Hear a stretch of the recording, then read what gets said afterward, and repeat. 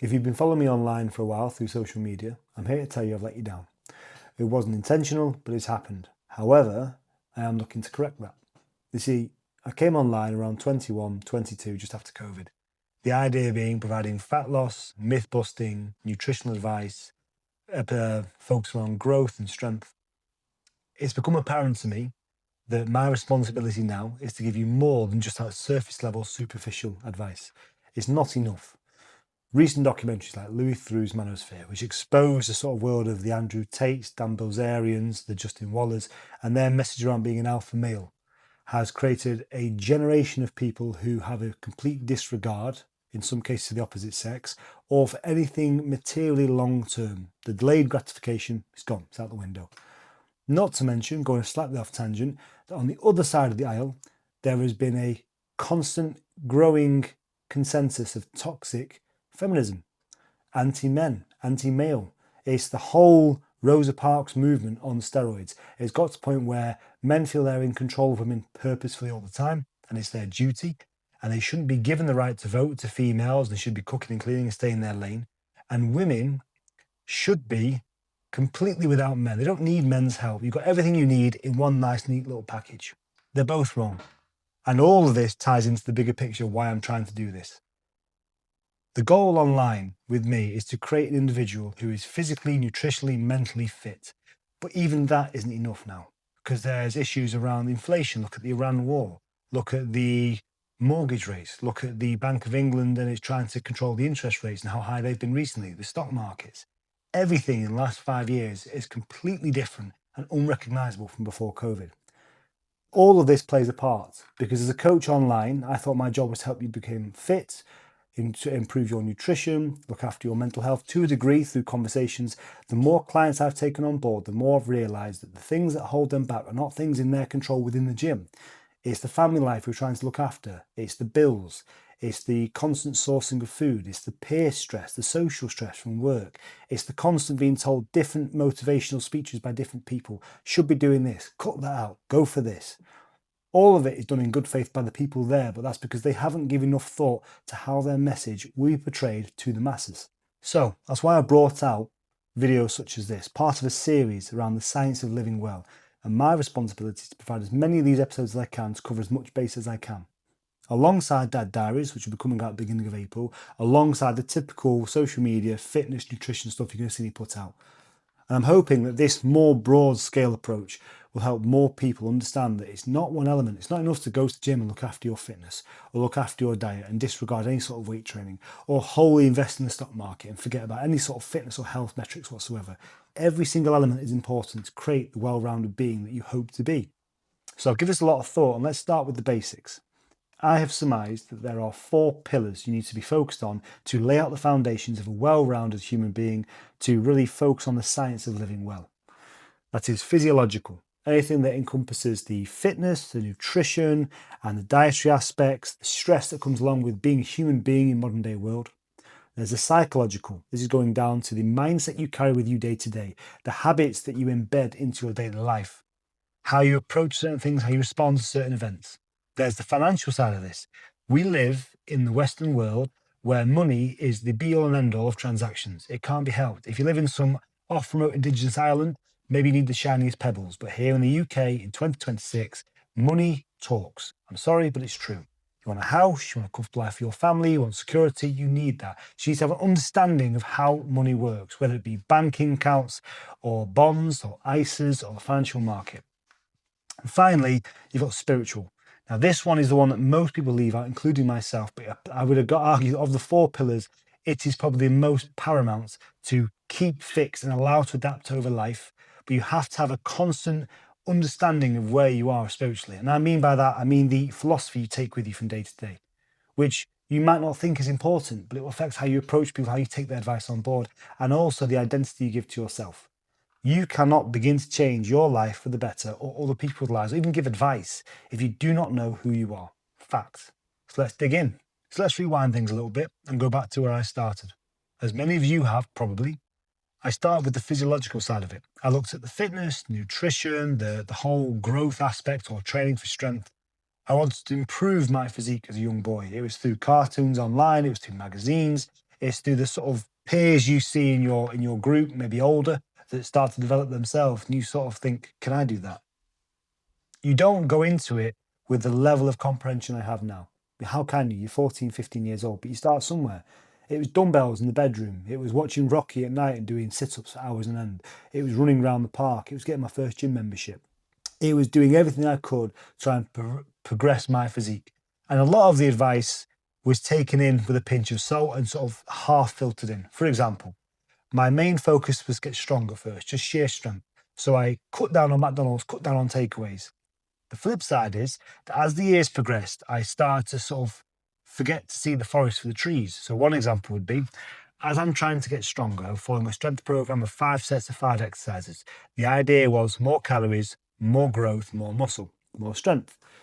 I worked at KFC at the time. If you don't know where this is going, let me tell you.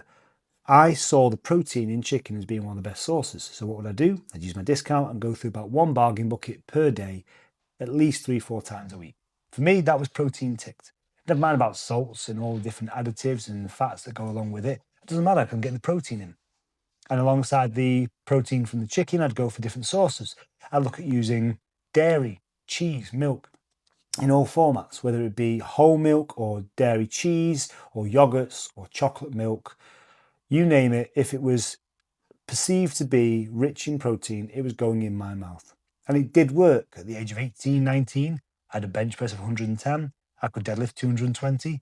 I had a fairly strong shoulder press on me, but I was also heavily overweight. Now, in school at that time, it felt good to be the biggest, but looking back at things, I stunted a lot of progression that I could have got a lot quicker by having to waste time bringing the fat down. Not to mention putting quite a lot of impact on my physical health, which in turn is going to impact the mental health. And you'll see how all these pillars start to play a part.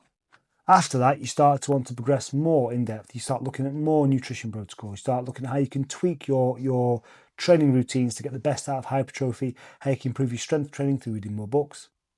This only comes by getting stuck in. You're going to fuck up at the beginning. It's natural. You don't know what you're doing. But the more you get involved in the fight, the more you learn how to throw a punch or something. From there, you might want to progress onto financial, because as you become an older teenager or a young man, you start looking at the material world. You start looking at the cars, the clothes, the things people buy, the holidays they go on.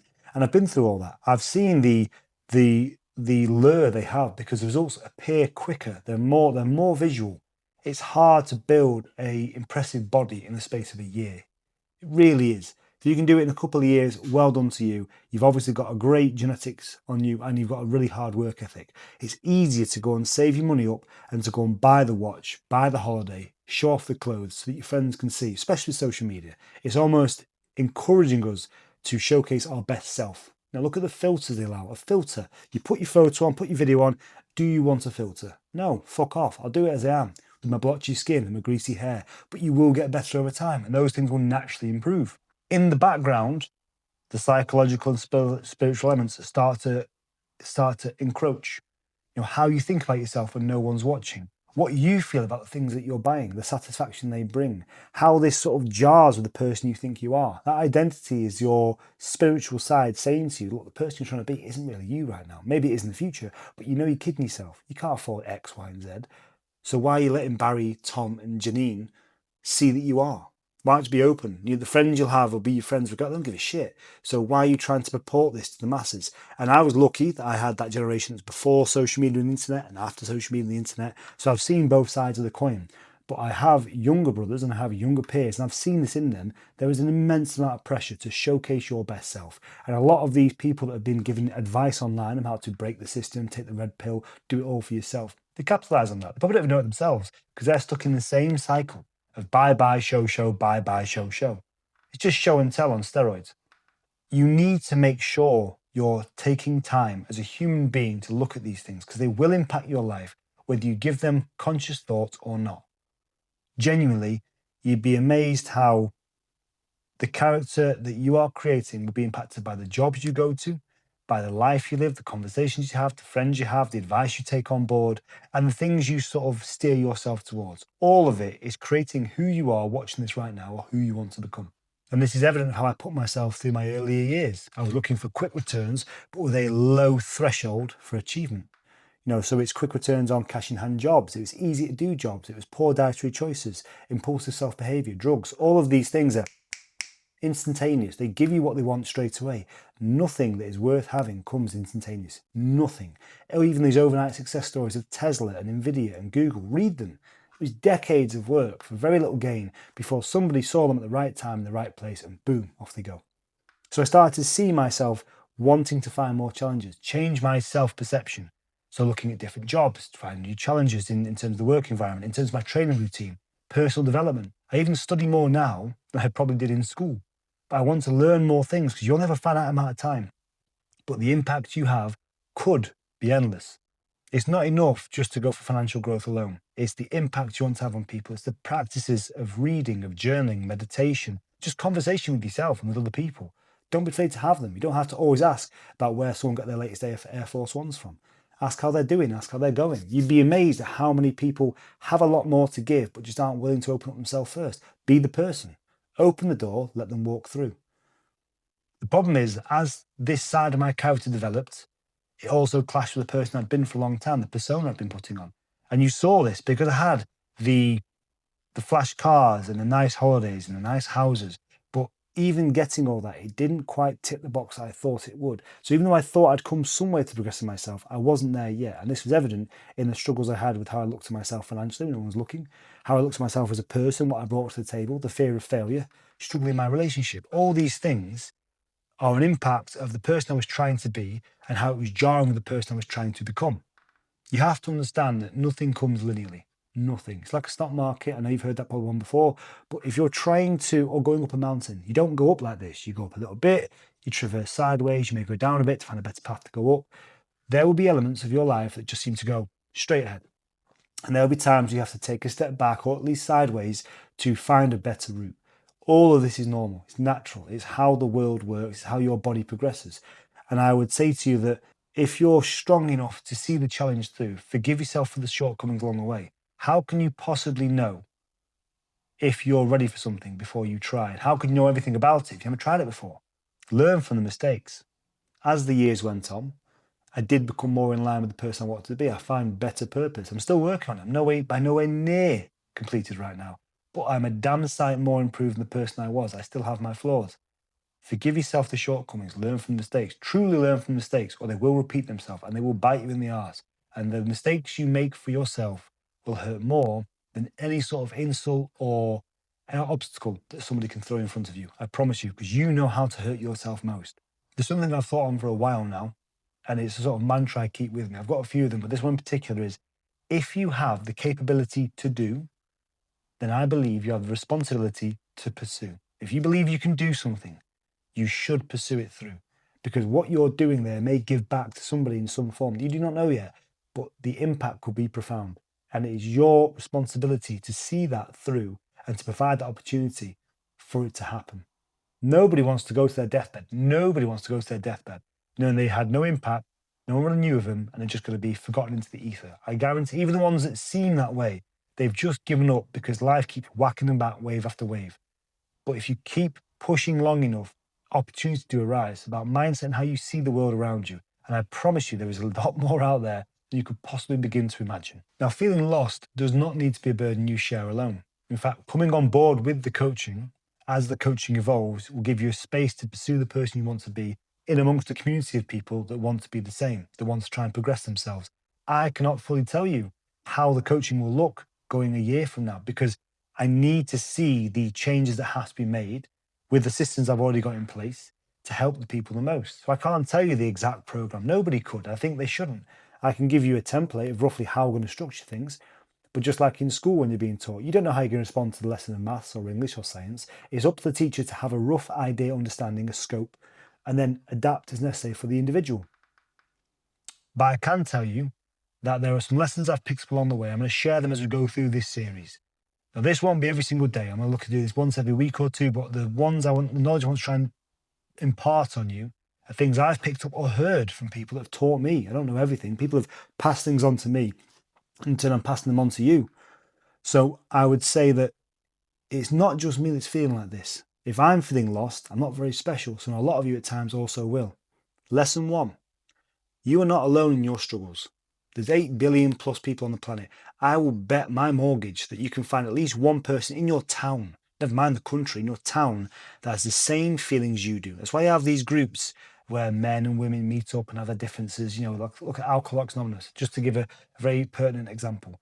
People there struggling with the same issue that come together, whether it works or not. It gives you a very clear indication lots of people having the same problems. Number 2, discomfort is the price of opening yourself up for growth.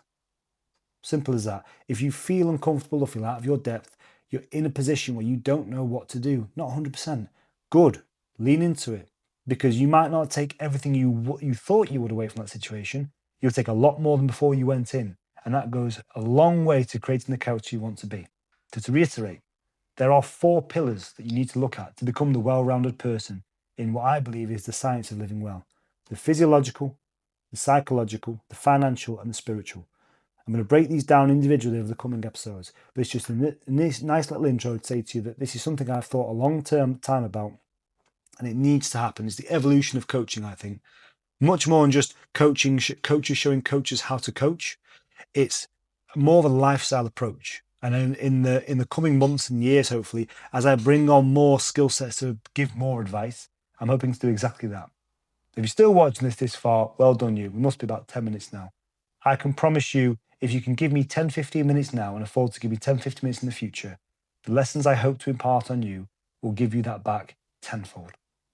And if not, I'll leave my bank account there and you can invoice me for your time. All right, have a good night.